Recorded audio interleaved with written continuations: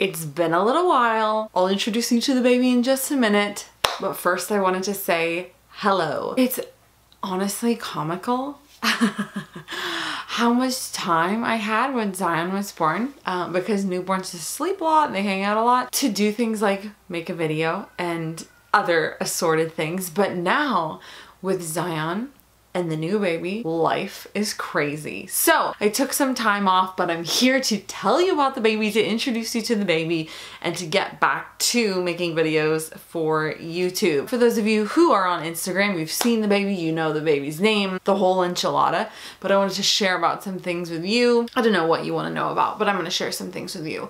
Whew! September 14th came and went. I had my surgery, my C-section, the baby was born. It was beautiful. We got there at, you know, super early morning. We left our house at 4:45. I had slept for like, I don't know, 2 hours before that because I was just thinking about the whole thing.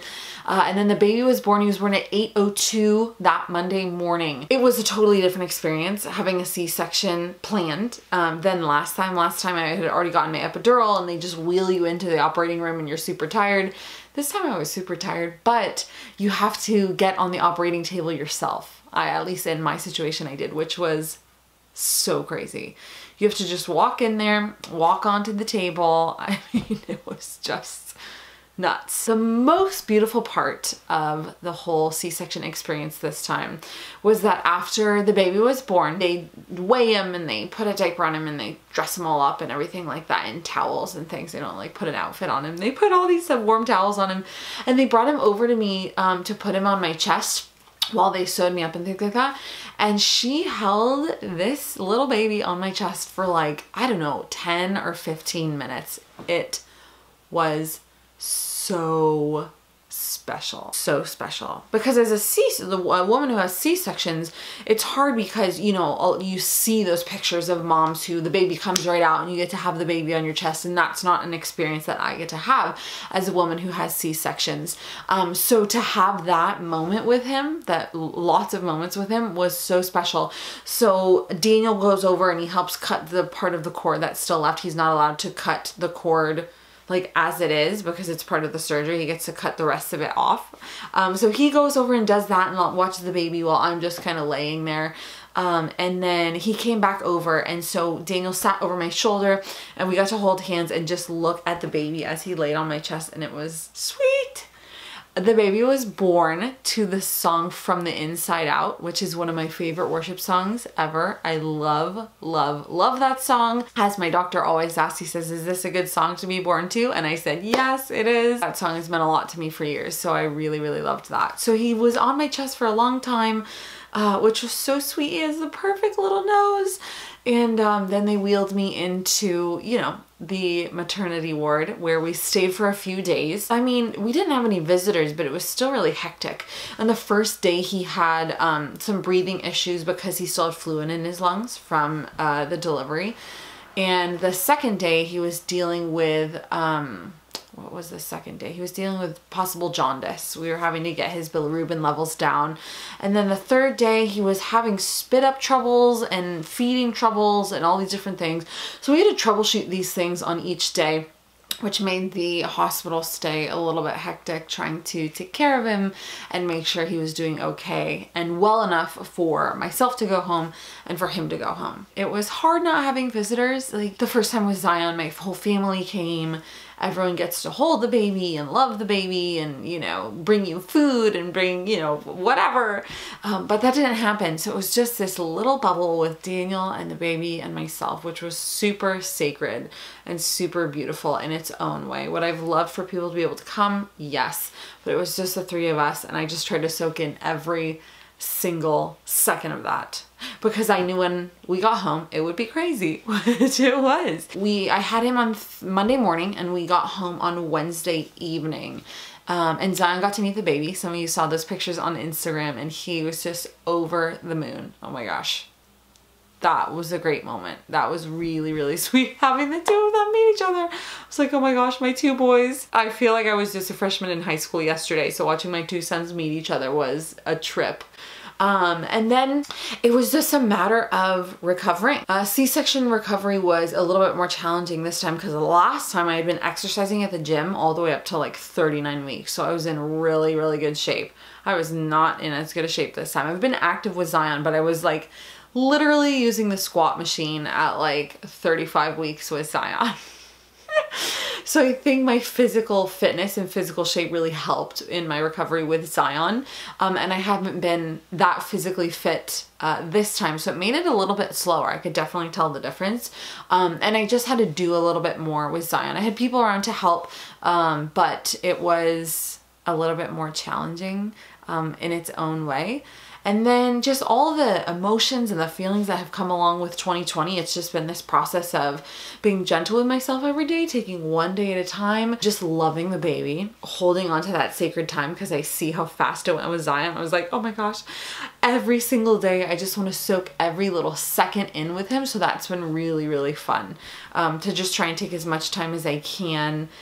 Just loving on him and being with him has been super, super special. I'll introduce you to him in a second. Daniel has the baby downstairs, but if you're not on Instagram, the baby, we named him Jedediah Maximilian Vidi Hassam. Let me explain that name. So Zion has 3 names as well. For those of you who've been here for a while, you know that Zion has 3 names, a first name and 2 middle names. And we thought, why would we do that and then have sons with just 1 middle name? So we went with 3 names for him. Jedediah means friend of God or beloved of God. And Daniel and I had a very challenging time picking a first name for a boy. All the ones that I love are really, really popular, and I wanted something that was unique like Zion. And so Jedediah is a name that I've always loved, and there's 2 different spellings of it. J-E-D-E in the beginning or J-E-D-I. And Daniel has always said Jedi, right? It's like Star Wars. And I thought, okay, if we change it to J-E-D-E, you know, is that something you could get on board with? So we talked about it for a long time, and I just really loved it. And his nickname is Jet, J-E-T. Jet was more, I mean, the boy is just going to be surfing in California. So we thought that was a little more appropriate, and it was just a fun, cutie little nickname for him. His first middle name is Maximilian, after Saint Maximilian Kolbe. Saint Maximilian Kolbe was a man, he was a Catholic priest who was imprisoned at Auschwitz. And he was extremely generous in the fact that you can read up more about his life, but ultimately what happened with St. Maximilian Kolbe at Auschwitz was they were going to kill a group of men, and a man cried out and he said, I'm a husband and a father, please don't kill me. And St. Maximilian Kolbe offered to take his place and die in that man's place. And ultimately St. Maximilian Kolbe ended up leading the people in song and in worship at Auschwitz, and he ended up dying there. And his model of generosity and of love and of doing ultimately what Christ did, which is take our place. He took this man's place and he died in this man's place. And this man went on to survive the Holocaust. St. Maximilian Kolbe is a model of holiness and deep and wide generosity that we hope that our son can emulate in his life. And his third name is Vidi. And I'm going to link an article that I wrote a couple of years ago down below about the mentor, one of the mentors of my grandfather. My grandfather was, for a lot of his life, raised in an orphanage, and there was a man who took him under his wing. His name was Marcel Vidi. I just have always been so inspired by that story, and he is also a totally different way, a model of generosity, of generously taking someone under your wing and loving them in the way that they need to be loved. So we have those 2 models of generosity, those generous, loving men who he's named after. And yeah, but that's what I like doing with our boys' names, making them a little bit unique and a little bit different. I just like it that way. So the biggest surprise with the baby was that he had bright blonde hair. The back of it is like getting a little darker now, but that was the biggest surprise when they put him on my chest. They had already put a little hat on him, and I lifted his hat. I was like, oh my gosh, his hair is blonde. I never thought in 1,000 years I would get a blonde baby with how dark Daniel's hair and complexion is. And the kicker, the next kicker is that he has blue eyes. He has these like beautiful, deep, dark blue eyes that are just amazing. So when I have this blonde, blue-eyed baby, Zion came out with like black hair and dark eyes, and that's totally what I was expecting, which I told you.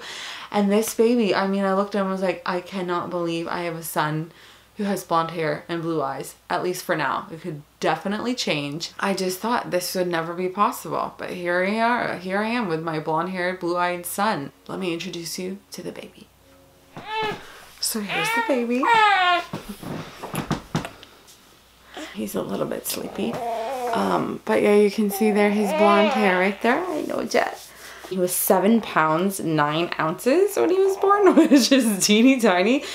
Compared to Zion, who got to cook quite a bit longer. Zion was 9 pounds 3 ounces, and Jet was 7 pounds 9 ounces. Here he is.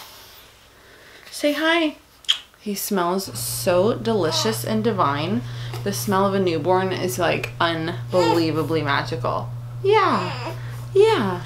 And he just wants to nap. I'm sorry, buddy. I'm sorry. I'm sorry. I know. So yeah, if you want to see him more, you can join me over on Instagram. I share about him over there and all his sweetness. But this is Jedediah, my second son. Say hi to all the people. Yeah, you're like, please just let me go back to sleep. So I'm grateful for this gift. It's a gift that I don't take for granted. And we thank God for the life of this little guy. And I can't wait to see what he does in the world and what his life looks like and God's plan for his one wild and precious life. Right, baby? I love you so, so, so, so much. There's gonna be lots of girls in the world who love you too. If you have questions, let me know in the comments. I don't know what you guys wanted to know about the whole thing, but I'm happy to answer your questions if you've got them. So leave those questions for me. More videos to come. I got a Crazy Chiquita video idea brewing, so more to come soon. Thanks for chatting. Wish we could have coffee or whatever beverage you prefer together and just chit chat about life, but this will have to do for now. That's all for today. I'll talk to you soon. Bye. Say bye. Bye. Your first YouTube sign off. Bye.